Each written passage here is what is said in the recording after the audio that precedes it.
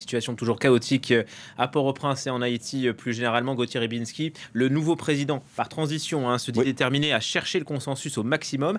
Est-ce que vous y voyez une main tendue aux gangs?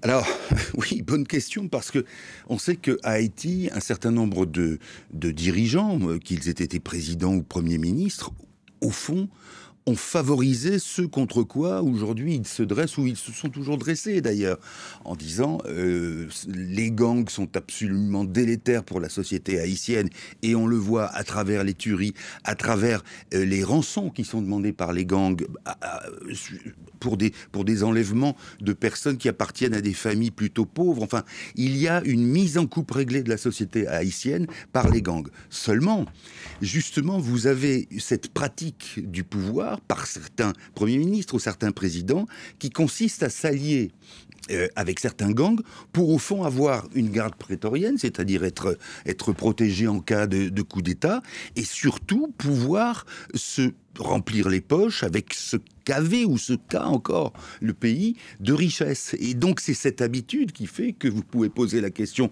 légitimement aujourd'hui sur ce que compte faire Edgar Leblanc fils. Deuxième remarque.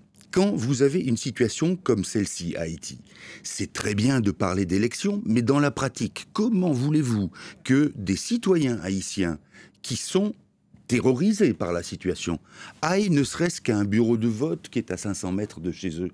Certaines personnes à Haïti marchent avec les mains, les bras levés, histoire de dire je n'ai pas d'armes.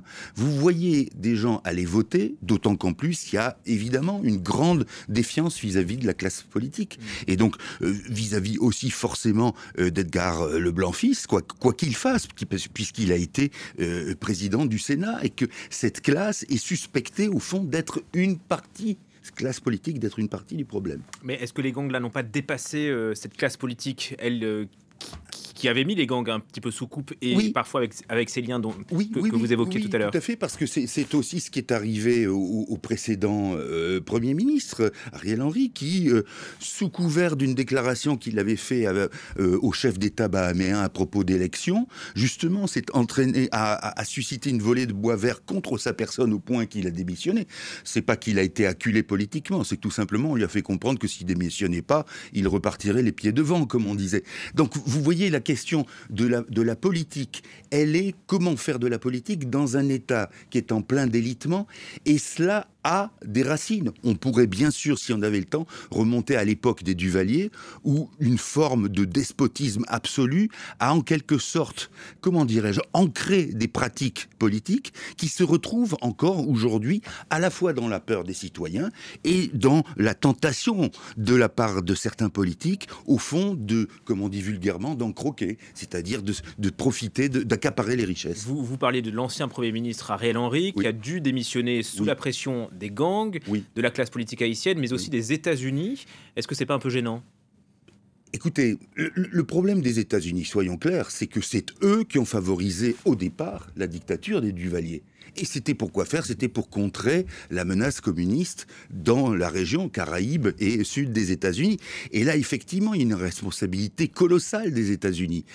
Par la suite, est-ce qu'on peut dire raisonnablement que les États-Unis se sont impliqués dans l'affaire compte tenu du peu finalement de bénéfices qu'ils pouvaient en tirer?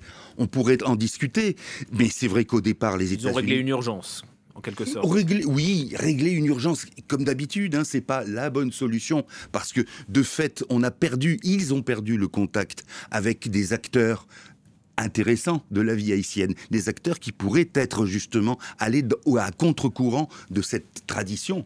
Sauf que dans l'urgence, effectivement, puis dans l'idée qu'ils ont autre chose à faire dans le monde, on s'est peu préoccupé d'Haïti. Merci.